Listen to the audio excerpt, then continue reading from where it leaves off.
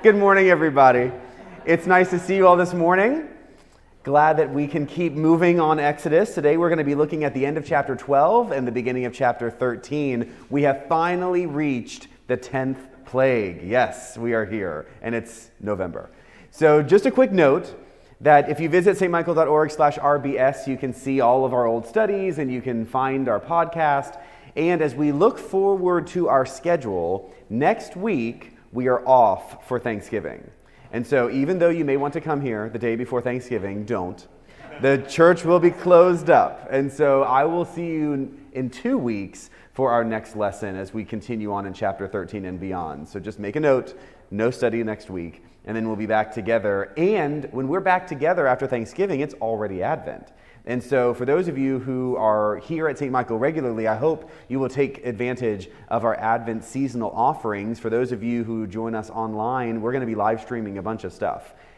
To kick off our Advent season, on November 28th at 5:30 p.m., we're going to have our Advent Festival. And the Advent Festival used to be all children. It was shoes in the hallways and little coins and candy, and it was very sweet. We've expanded the Advent Festival. We still have a really great little evening prayer moment that is addressing children specifically, but after that evening prayer, which is really only 20-25 minutes, we go out into the garden cloister and you can make your own Advent wreath that you can then take home. And it's really nice. We get trimmings of all kinds, lots of evergreens and magnolias and things like that. And so we put them out on the tables and you can actually build your own wreath with greenery and the candles and take it home. And we had a bunch of people come. It's been 2 years since we've actually been able to do this in person. And we did it for the first time back then in 2019, and people loved it. And so whether you have children or not, please come to the Advent Festival. It's a great way to kick off the season. And then on December 5th, we have our Advent Lessons and Carol service at 11 a.m., and we've got our New York Polyphony concert, which is our St. Michael Presents concert that night on the 5th. And then we've got Christmas Lessons and Carols the Sunday before Christmas. Lots of good stuff, so I hope you will plug in and do that in our season of Advent. Let me see.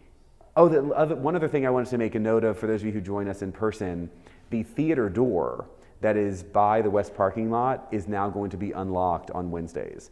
And so if you can't navigate stairs, then coming around to the chapel door is still the best path. But if stairs aren't a problem, that's a whole lot faster to come in that door to get to the chapel. And so I am not entirely sure why it took us this long to think of that.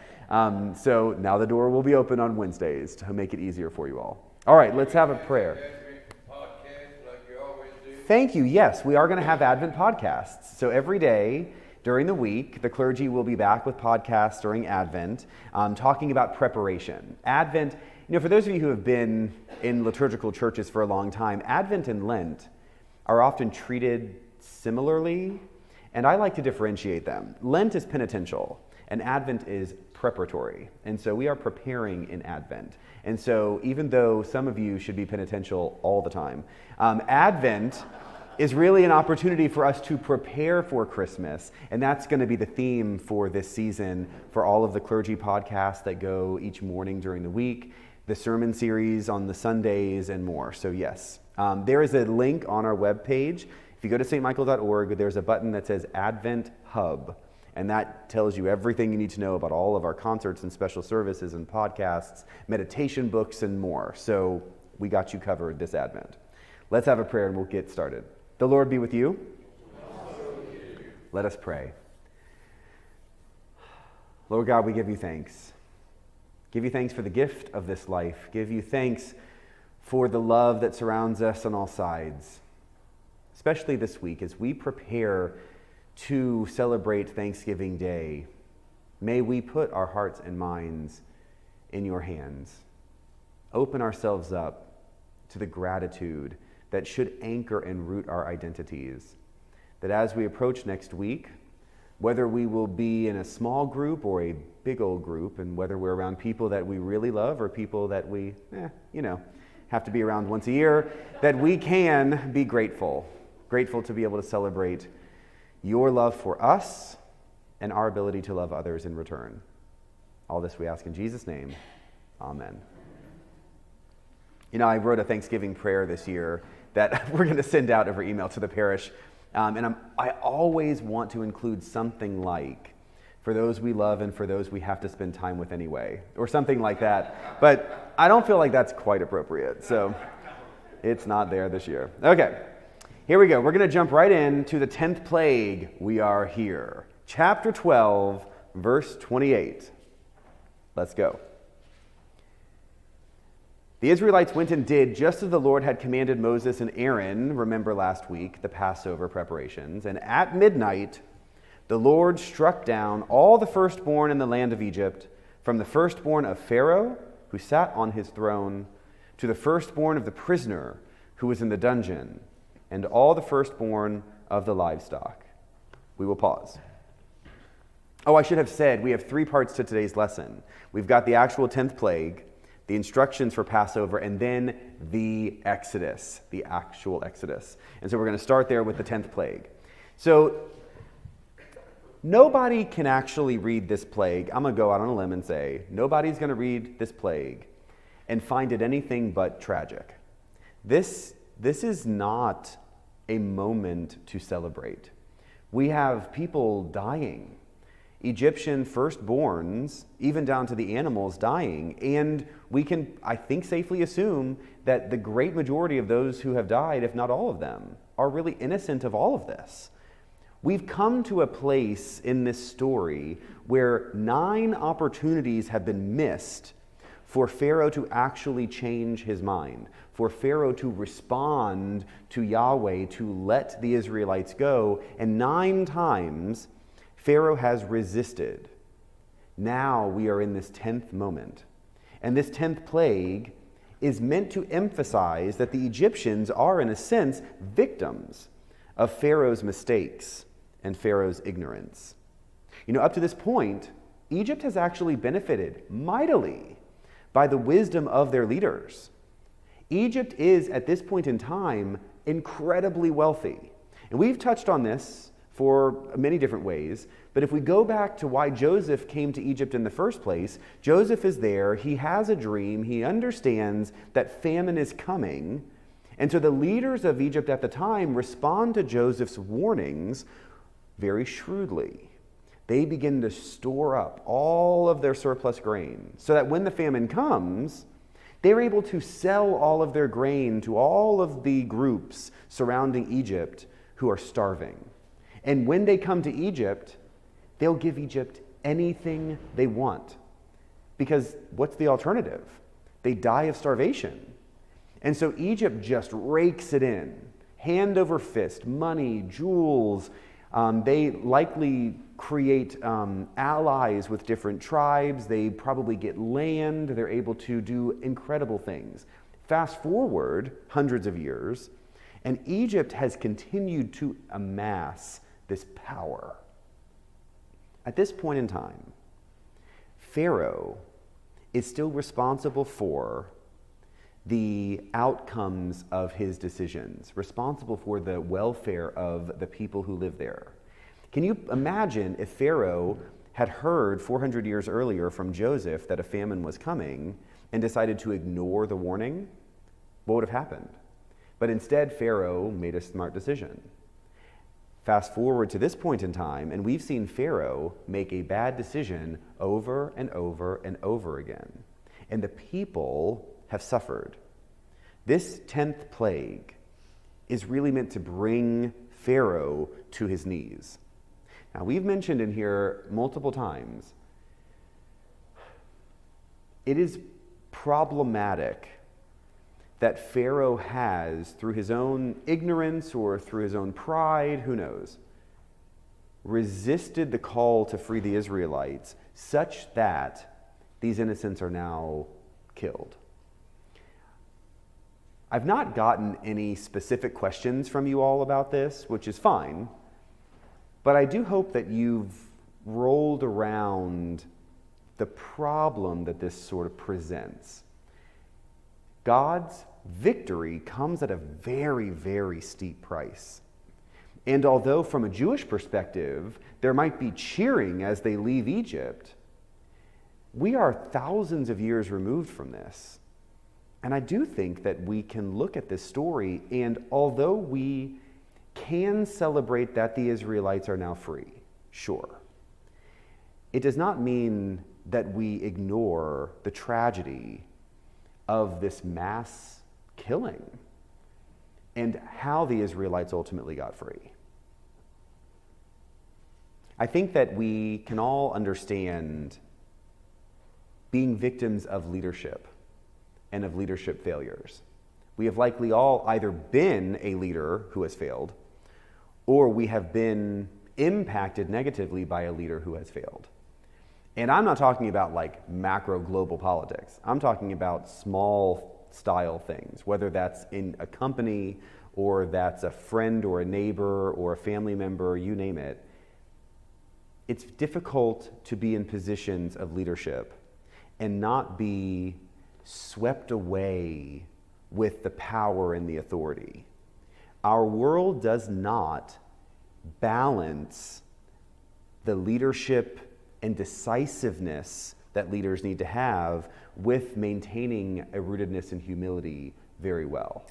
Most of the time, if someone has gotten themselves into a position of leadership, they've gotten themselves into that position because they are, in a sense, very comfortable using their strength.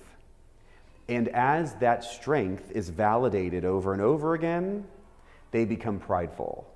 And that pride can help essentially put them in a place where they are unable to then see the writing on the wall. They are unable to see their own weakness. They're unable to see that perhaps a good decision that they don't want to make is the right decision to make. And so I just offer all of that because I do think that we have come to a point in our study where we can't simply laugh at the silliness of a plague, and we can't simply celebrate that the Israelites will be released. It's complex. And the way that we consider this, I think, should also reflect the complexity. Let's keep going. Verse 30. Pharaoh arose in the night, he and all his officials and all the Egyptians, and there was a loud cry in Egypt, for there was not a house without someone dead. Then he summoned Moses and Aaron in the night and said, "Rise up, go away from my people, both you and the Israelites. Go worship the Lord as you said. Take your flocks and your herds as you said, and be gone, and bring a blessing on me too." Pharaoh's response here is very swift and clear. Finally, he has been broken. Hey, Bub, will you come close these doors? Thank you. His response is quick. He is defeated, and he is disgusted, and he wants the Israelites to go away now. So interestingly, Pharaoh acknowledges the power of Yahweh here in a way that perhaps he has not since, and that is that he asks Moses and Aaron to bring a blessing on him. That's very interesting. Pharaoh has a few times kind of acknowledged that Yahweh is strong, but in this moment, in his brokenness, he actually asks Moses and Aaron to go bring a blessing on him too. And so what we have from the storyteller's perspective is important to note that for the Jewish people, this is a moment in which they're not overly concerned with who lived or died. They're much more concerned about who wins.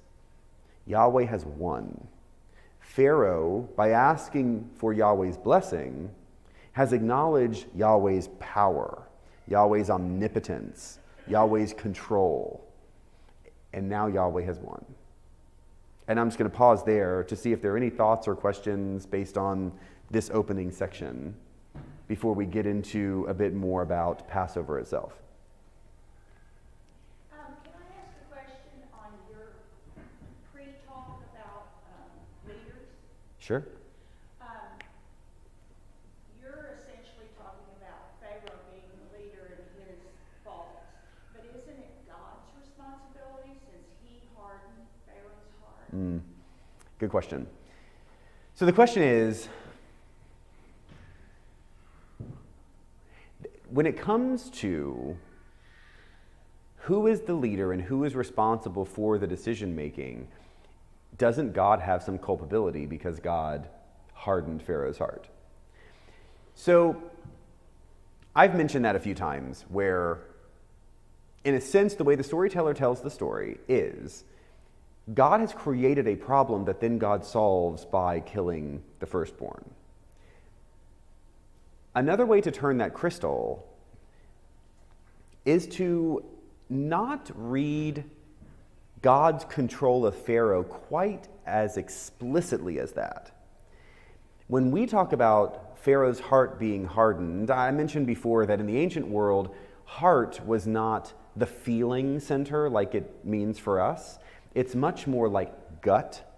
And so when the writers say Pharaoh's heart was hardened, it's almost like his resolve was hardened. And so the implication there has a lot more to do with pride and power than it does emotion. And so we might hear Pharaoh's heart was hardened and we think, gosh, he's being mean or something to that effect. Because heart for us is rooted in that, whether you're loving or you're mean or something like that. Really what that's saying in the Hebrew, I think more clearly implied, is that Pharaoh's leadership, his resolve for his role in all of this was strengthened. Now, did God do that? Did Pharaoh do that? We've noted before that in the first 9 plagues, there are 3 different ways that that is articulated. And so, although some plagues say God did that, some plagues say Pharaoh did that. And so there's, in a sense, this, I have to think, intentional balance. When you've got 9 plagues, and there are 3 different ways that Pharaoh is described as being hardened, and there are 3 of each of those ways, that seems a little too coincidental. I think the storyteller is actually taking an idea and dividing it into thirds so that, in a sense, the complexity of Pharaoh's response is acknowledged. Was God a part of that? Sure, God's present in that moment. But was Pharaoh actually the one who ultimately has to own his actions? Yes, there's that too. And I don't think we can say it's one thing or the other. That resolve, though, really in the Hebrew is rooted in self-identity. And I say pride. I don't want it to be too shallow and cheap.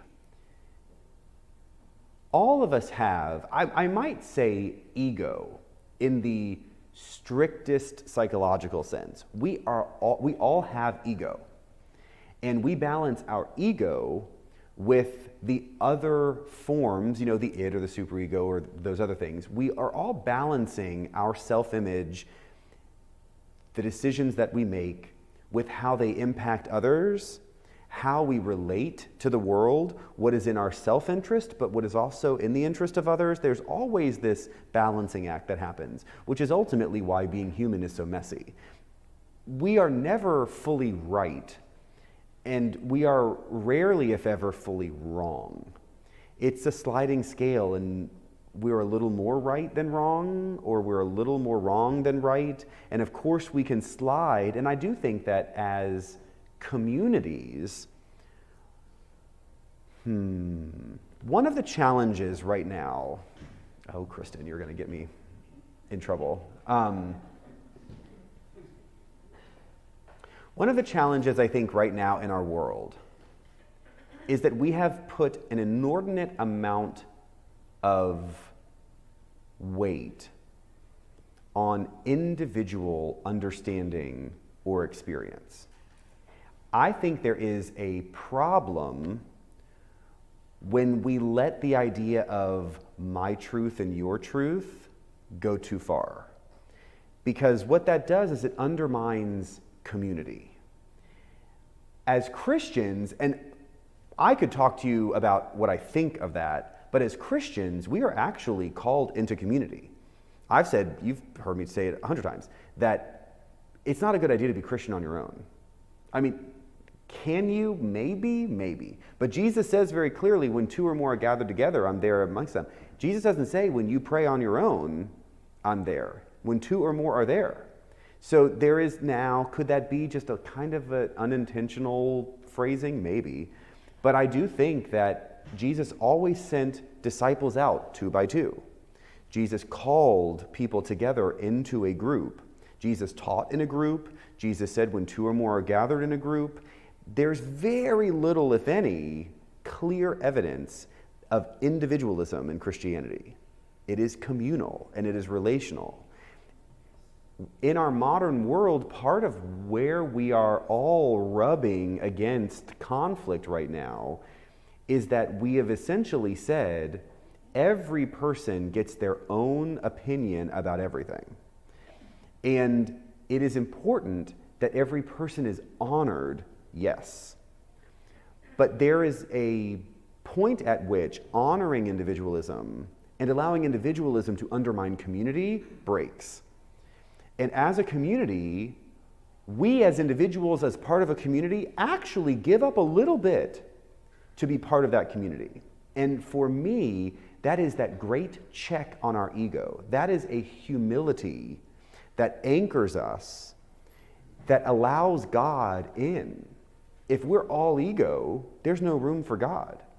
And so being a part of a community necessarily means that our ego is checked regularly, that we have to give up something regularly. And when we check that, and when we allow ourselves to not be the center of our world, we make space for God. Part of where we are struggling as a community right now is that we've kind of gone down this path of, I like to tell my children all the time that by definition, most people aren't special. Yeah, duh. I mean, if everyone's special, no one's special. That's not how that works. That's not what the word means. And so you can say you are wonderfully made, but actually to somehow be duped into believing that you are genuinely exceptional is problematic for our entire community, because it actually fluffs up the ego and it fills out the ego. That's a very pretty ringtone. It fluffs up the ego so much so that then we begin to have these conflicts where people can't hear each other and can't respect each other. And I am now just off on a slippery slope, so I will stop. Yes? Could it also be, or instead of, that God knew what had to happen in order to achieve the Exodus? Because can you imagine, Moses goes down, tells Pharaoh, let my people go. Okay, what a huge economic disruption that would have been instantaneously. And what would the people of Egypt have done to Pharaoh if he had caved immediately? Well, thank you, Howard, for bringing us back to our Bible study. That was just sort of like, we are still studying the Bible here. So the question being, in a sense, is the story told, do these events happen because it was simply necessary? That Pharaoh would never have, in that position of strength, agreed to let his workforce go. Of course. I don't know. I think the point that I hear you making is that Pharaoh kind of needed to have some political cover. Pharaoh now is a victim of God's strength and power. The Israelites' God beat Pharaoh's God. Pharaoh has become a victim. And so in that political structure or the social structure, Pharaoh's, in a sense, not made a bad decision. He made the only decision he could. And so he was backed into a corner between a rock and a hard place. He just did the only thing left to do. And so for him, he's almost kind of covered, because who would not read this story and say Pharaoh should let the people go at this point? It is time now, let them go. And so he just makes a sensible decision. Had he done that when Moses showed up and asked, he would have been seen as weak, stupid. He would have set his whole economy on fire, like you said. Now, even though it's way worse than it would have been had he made that decision earlier, in the court of public opinion in Egypt, we have to imagine that the people were like, about time, let them go. He could have saved a huge amount of strife had he just decided that at the beginning, but the people would not have thought that. There's politics all over the place, and we're talking about a heavy, heavy political reality right here.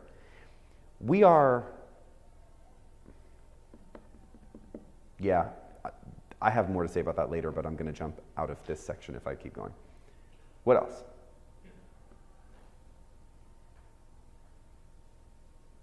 Yes, ma'am. We know this is allegorical, but this is before the Ten Commandments, but this is not a good example of God killing all these people. But thou shalt not kill. So, we've got God killing just before we receive the Ten Commandments that say, thou shalt not kill. I have to acknowledge that commandment could be kill or murder, depending on which list you read. And although that kind of sounds like the same thing, not really. Because that is a point at which people who articulate just war theory find a very important distinction. Murder is very different than a killing, especially if it's a righteous killing, especially if it's a killing that defends others from being hurt. There is a lot of ethics that have been done that splits that word. And so that's not for today. We'll get there. But just to acknowledge we say thou shalt not kill, it could be thou shalt not murder. So if it's thou shalt not kill, Pharaoh here is killing. That seems obviously contradictory. If it's thou shalt not murder, and we can create a scenario in which killing is actually justified in a defensive position, then is Pharaoh actually justified in a killing in order to save his chosen people? I'm sorry, is Yahweh justified in a killing in order to save his chosen people? That's a stretch, I'm just saying. But when it comes to ethics and morality, it is a reasonable argument to be made even if we disagree. That's good. We'll do more of that, I promise, in a few weeks. Yes. Chris, what is the going back to the Hebrew written? I mean, these are translations. It's gone through Yes. Greek and Latin and English and blah, blah, blah, blah, blah, all these different people. Do we know what the original was in Hebrew? The original in Hebrew for what? For kill. Oh, yes. Okay, sorry. I shouldn't have said that. That's it. And all of that. Sorry, that's a distraction. We will get there when we do the commandments. We're going to do the commandments in here. And so I'd rather not spend the time today. The quick answer to your question is, in Hebrew, it could mean either. And the commandments are listed slightly differently in different places. So if we're talking about the very first occurrence of the commandments in Scripture chronologically, a certain word is used. If we talk about when it is relisted later as part of the Jewish legal structure, a different word is used. So that's part of the problem, is that we don't have a single list of commandments. We have multiple lists of commandments. And so just many Christian denominations have just picked one. And so when you were in Sunday school learning about the commandments, you had to pick one. And so what order are they in and what words are used? It's one list or another. We will get there, I promise. Yes? We have one question come in, and you may have covered it. Is there a historical record of the actual plagues and the firstborn deaths? Someone online asked if there's historic record of the actual plagues and deaths. And the answer is not in Egypt. We do not have record of this plague anywhere outside the Bible. I should say, we have not discovered record of this plague outside of the Bible. it is a very odd thing. If we're honest, Egypt kept good records. They tacked up stories about people on obelisks and walls and temples and all over the place. We certainly have not discovered everything that Egypt did, but to imagine that this moment was not recorded is a stunner, because it's gigantic and significant. And you might argue it's embarrassing, and so Egypt wouldn't have said, remember when we were defeated by our slaves, right? I mean, that's not exactly the great thing to put on one's obelisk. But gosh, somewhere, and it's nowhere. But Matthew, Chris, couldn't it have been destroyed when? Oh yeah. In the library? Oh yeah. So that, which is one of the reasons why, could it have been destroyed? Of course. I mean, the library was destroyed. There's probably plenty of things buried in places that we've not yet discovered, which is why the qualification is we've never discovered anything that references these plagues outside of the Bible. Because, I mean, jump back 100 years ago and think about all of the things we had not yet discovered. So could it be discovered in the future? Of course. It has not yet been. Well, that was very energetic. I love that. Okay. Let's keep going. Section 2. We're going to talk a little bit more about the Passover itself.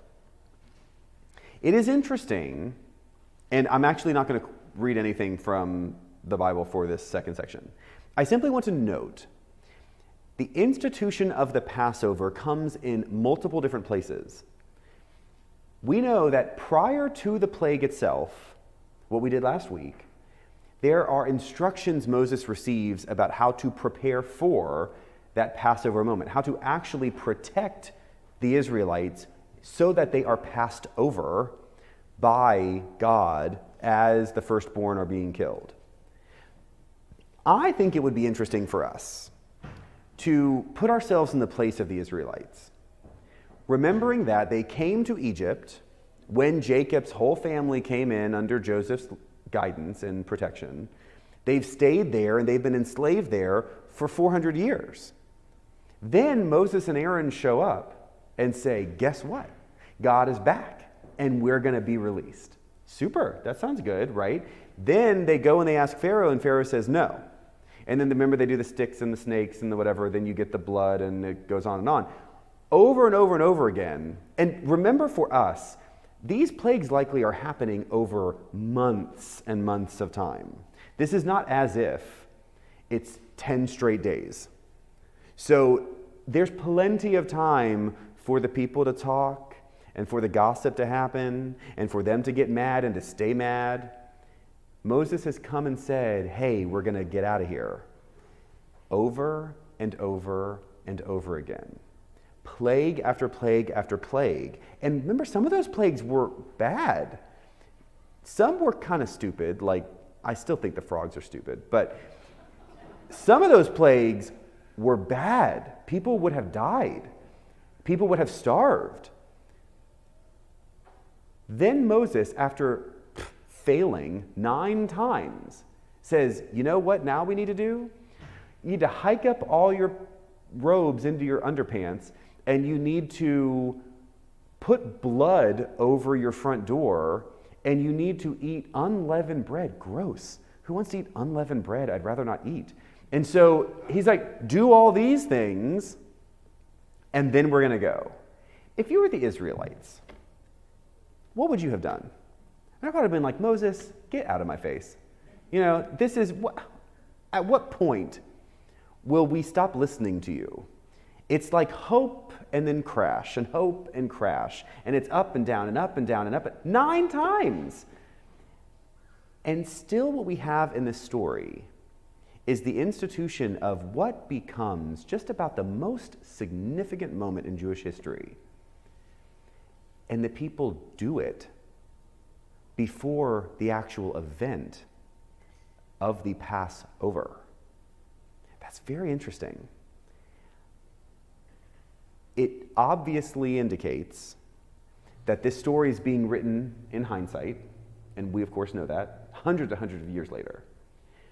It gives the Israelites a whole lot of credit for trusting in God again. I want us to enter into this moment personally. How often have we been in a situation where we know something needs to change? And we hope for that change? Maybe we even try to do something, to act on a desire for change, only to be thwarted, only to miss or fall or trip or get hurt again. Keeping that hopefulness is not easy. We have all been at some point threatened, in pain, scared, sad, only to hear some nice person tell us it's going to be okay. Sometimes it's helpful, and sometimes it's much more frustrating when you really just want to be mad or sad or hurt. I am told I had to learn. I think I've learned most of the time, although I still make the mistake occasionally, that I don't have to fix problems when people bring them to me. I want to fix things. And so I had to start, I will never forget going to, I think I've said this in a sermon before, when I was first working as a chaplain in a hospital, I wasn't even ordained. I could not possibly make sense of sitting with people as loved ones were dying because I couldn't do anything. And as a I was like 23. So as a 23-year-old, I wanted to do something. And of course, I'm not a physician. I can't do chest compressions or prescribe you drugs or something. And I would just sit with people and they would be sad and they would tell me that their loved one was dying. And I'm like, oh. And I would be so frustrated all the time because I couldn't do anything for them. And I worked with a bunch of nuns at this hospital, and one of them finally said, "You don't have to do anything. You just have to be with them." That's still, I'm better at it, but it's still frustrating to not actually be able to do something to be helpful. And so I think all of us understand being in a situation where we feel helpless, maybe hopeless. Sometimes our helpless or hopeless feelings are for other people, which can sometimes even be the worst thing. It's one thing for yourself to feel helpless, but to watch someone you love be helpless and you cannot do anything for them, it's problematic. Moses, in this moment, has done, I think, something remarkable, as the story goes, to take a people who had every reason to lose hope and get them to do what amounts to kind of some crazy stuff. I mean, painting blood over your doorpost, y'all, that's not normal. And still, they do this because they have somehow kept the hope. For us, for me, reading this story is not just about like a children's book turning the page to see what happens next. This is one of those moments with the institution of the Passover that I feel challenged to keep hopefulness when things seem hard. To understand that perhaps we don't have the power to fix what is wrong, and yet to hope for something better is perhaps our greatest challenge. And reading stories like this, I find very inspirational. That's all I wanted to say about that. Any thoughts or questions?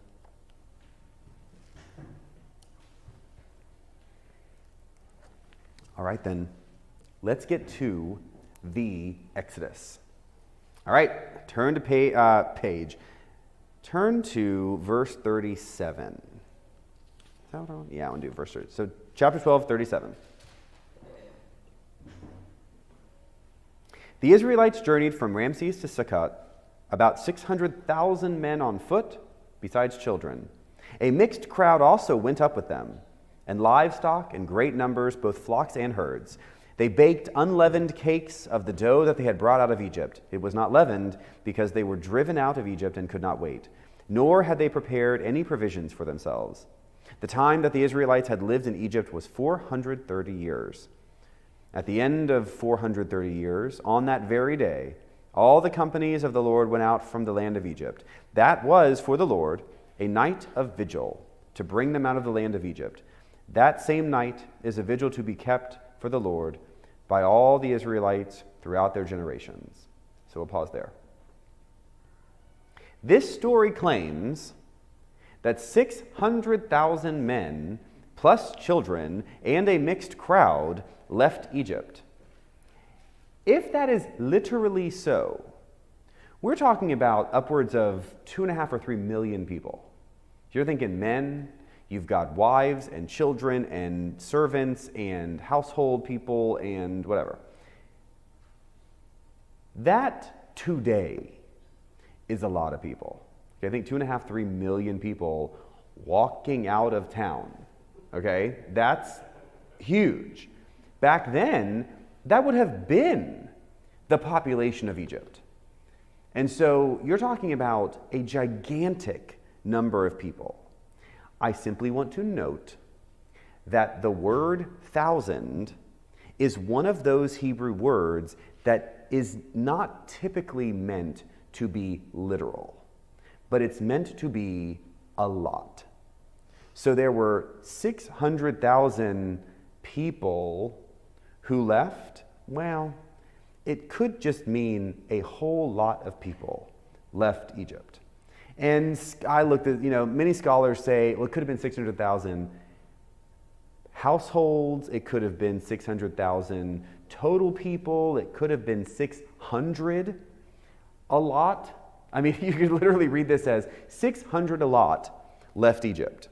Well, that doesn't really do anything for us. So I think the message here is it's a bunch of people who left Egypt, and they are now walking away. And they're not going perhaps the route that would make easier for them, which we're going to find out soon when they get to the Red Sea. But regardless, a lot of people left Egypt that day. We hear that they spent 430 years in Egypt. That number, again, is probably not literal because we see other numbers contradict that. In other places in Scripture, there's 400 years is referenced, 480 years is referenced, again, 430 years is referenced here. I think for us, we simply need to read a long time. If we think about holy numbers in Scripture, there are plenty of holy numbers. 3 is a holy number, 7 is a holy number, 12 is a holy number, and 40 is a holy number. 40 being a holy number, we'll see they wander the wilderness for 40 years. Jesus goes out into the wilderness for 40 days. That 40, 40, 40 happens a lot. If it's 400 years, it's 10 times 40. And so in a sense, what's happening here is that the storyteller is saying it's been a long time, but it's been a long time on God's time. That's really what this 400 is likely meant to imply, that they have been there in God's time. Because what is most important in this story? We can lose the forest for the trees. The forest here, the macro message here, is that God is in control. God is all-powerful. God has got you. For the Jewish people, there is a very clear historic record of God not getting them sometimes. They went into exile, just like in Egypt, and now they're telling their people it's okay. Because even though we are here, and we may not like it, God is still in control. We will get out in God's time. Judaism is about being in exile. Jewish identity is really rooted in the problem of being in exile. And the answer is remaining faithful to God. That is, in a sense, the summary of Judaism, right? What would be the summary of Christianity? The problem is sin, and the answer is salvation. We've got kind of a very fundamental rootedness in our traditions. And for the Jews, God being faithful to them is part of the big story. And so when we say 400 years, they have been in Egypt the amount of time they were meant to be there for God to now take them out. That is really the message of the storyteller here. Additionally, there is an interesting dynamic of more than Israelites actually leaving Egypt. Let's keep reading. Verse 43. The Lord said to Moses and Aaron, "There is the ordinance for the Passover. No foreigner shall eat of it. But any slave who has been purchased may eat of it after he has been circumcised. No bound or hired servant may eat of it. It shall be eaten in one house. You shall not take any of the animal outside the house, and you shall not break any of its bones. The whole congregation of Israel shall celebrate it. If an alien who resides with you wants to celebrate the Passover to the Lord, all his males shall be circumcised. Then he may draw near to celebrate it. He shall be rewarded as a native of the land. But no uncircumcised person shall eat of it. There shall be one law for the native and for the alien who resides among you. We'll pause there. What is happening here? They've left, they're gone, and still we're talking about Passover. We're still rooting ourselves and recalling the moment when the people did the thing they were supposed to do to be saved.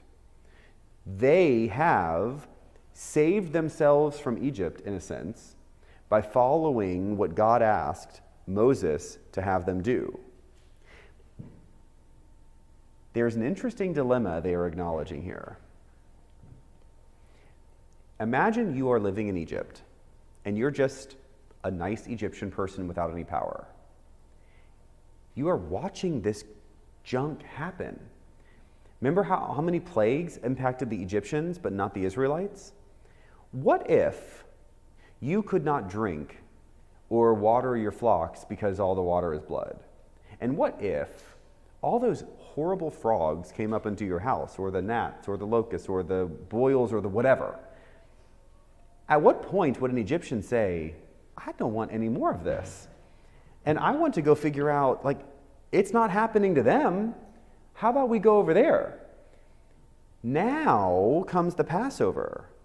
There are non-Israelites who have been attracted to the Israelite community, perhaps for good theological reasons, probably because the plagues aren't happening over there. And so they're like, we're going to go live in Goshen, right? I'll make some bricks if I don't have to have boils all over my body. And so there are people here who are not part of the Israelite community, who, when Pharaoh says you can go, are going with them. And so what happens if you are there and you want to be part of that community? We're finding out right here that non-Israelites can absolutely be part of the Israelite community, but what do we see? There shall be one law for the native and for the alien who reside among you. So in a sense, what's happening here is there is a clear path to expanding the community. You simply have to come in and follow the laws, which include things like circumcision. I mean, that's still the base. I mean, that's kind of your ticket price to be part of the Israelites is male circumcision. It's emphasized here very clearly. And so everyone can come in if they follow these laws. Let's look at the beginning of chapter 13, because we see the establishment of a Passover festival that continues on in this thread. So chapter 13, verse 3. Moses said to the people, "Remember this day on which you came out of Egypt, out of the house of slavery, because the Lord brought you out from there by strength of hand. No leavened bread shall be eaten. Today, in the month of Abib, you are going out. When the Lord brings you into the land of the Canaanites, the Hittites, the Amorites, and the Hivites, and the Jebusites, which he swore to your ancestors to give you, a land flowing with milk and honey, you shall keep this observance in this month.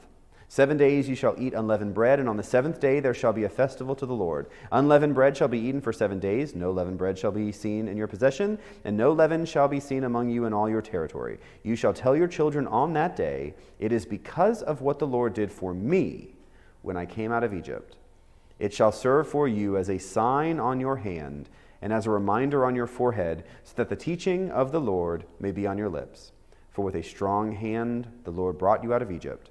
You shall keep this ordinance at its proper time from year to year." This is the Passover festival that continues to this day. What has happened in this moment defines Judaism forever. And the people are welcome in. They are now on the move. They have left their homes. They were not able to take leavening I don't even know what the point of the whole unleavened stuff is, except perhaps it implies or makes very explicit that they were rushed out of Egypt, and so they didn't have time to proof the dough. So you just no yeast. I mean, I would have thought like I could have carried some dough in a bowl and let it proof on the road, but whatever. It's showing that they are in a rush and that they are moving fast, and there are people who want to come with them. And those people are invited so long as they essentially become part of the community, and the community is defined in a particular way under a particular set of laws. That will change very soon. Once they reach Sinai, they will receive new laws. They will expand upon what they have to do to reciprocate God's grace. Because remember, we have covenants that have happened between God and humanity that ask nothing of humanity and then asked just a little of humanity, which is the circumcision. And now as we move to the Mosaic covenant, which will happen at Sinai, much more is asked of humanity. There is much more of a balanced reciprocation. Love and grace and strength and power coming from God, and then a humility and a worshipful praising that has to come from humanity to make that covenant happen. And that brings us to the end of today's study. Are there any questions? Yes, ma'am. David asked, it might be early on this one, but why did Pharaoh agree to let the Israelites take all of their flocks, herds with them, and also have the Egyptians give them their gold and silver clothing? And then subsequently asked, does the story writer do this so that the Israelites would later have the ability to make false gods? Okay, that's a good question. So online we had the question, why did Pharaoh let the Israelites take a bunch of stuff, including jewelry and gold and silver and all those things? And then the second part of that question is, are we actually just teeing up what will end up happening with the golden calf and other things like that moving forward? I didn't read this section, but there are a couple of verses at the end of chapter 12 that essentially say the Egyptians wanted the people to go. The way the storyteller tweaks this is to say that the Egyptians almost paid off the Israelites to get gone faster. So they really wanted them gone. And if you can put yourself in the shoes of the Egyptians, they just lost a bunch of people, right? Firstborns just died. And at this point, they're probably like, you got to get out of here because we can't take any more of this. And so what do you need? Can I pay you? What do you need? You need some food. Apparently they can't take leavening, but they took lots of jewelry. So I mean, like, leave the yeast, but take all the jewelry. And so there's a lot of that kind of incentivizing the Israelites to go. And so the Egyptians are just throwing stuff at them to get them to leave fast. I cannot help but imagine the logistics of this exodus. Because you're talking about a huge amount of people, and not only are they going to have to take some kind of food, but they're going to have to take a bunch of jewelry and silver too. I mean, in what? And it weighs a lot. And so they're schlepping all of this stuff out into the wilderness when, honestly, why? Why do they need it? But they do. And we will see. We just had a funny, I guess it was last Sunday, where in my youngest's, she's a third grader, in their godly play class, they were talking about this story of Moses. And because I talk about these things at home sometimes, I note moments in Scripture that are typically not read in church. And so one of those moments comes, and we'll get there, where Moses is up on the mountain and Aaron is bored and pressured and gives in to the people, and he takes all of this jewelry that they took out of Egypt and melts it down and creates the golden calf, and they're dancing and they're singing and all the other stuff, and Moses comes down and he throws the tablets down and he gets mad and says, what are you doing, and we shouldn't do this. And then typically that's where we stop reading in church, because what comes next is Moses grinds down the calf and forces all of the people to eat the gold as punishment for their lack of faithfulness. That doesn't necessarily play well on Sunday morning. And so But my third grader knows that part of the story. And so they were with the Sunday school teachers, and she said, but what about when Moses forced them all to eat the gold after he done, and the other children are like, what? I thought, sorry, preacher's kid, causing trouble in Sunday school. But yes, that's likely teeing us up to get to the place where the Israelites, the story of the Israelites in the Exodus, I think it is really a beautiful story of the human condition. How many times do we find ourselves feeling as if we are alone or isolated, or God has abandoned us, or bad things have happened, and why us? When God has been so good to us for so long in so many ways. And when we read the story of the Israelites, it's so easy for us to look at them and wag our fingers and think, look at what God has done for you. Why are you complaining again? Except, man, that's us. And we are the kinds of people, just human, where so many good things can happen and we can still feel as if we are due more. Still feel as if the world has not been fair to us. Still feel as if we've got some axe to grind because we don't have enough or exactly what we want when we want it, when we've got so much and God is so good to us. Why then do we so easily find ourselves wondering where God is? God's always there. And we're going to see that the Israelites give us a hard mirror to look in about who we really are. All right. Thank you all very much. I will not see you next week. See you in 2 weeks. Happy Thanksgiving.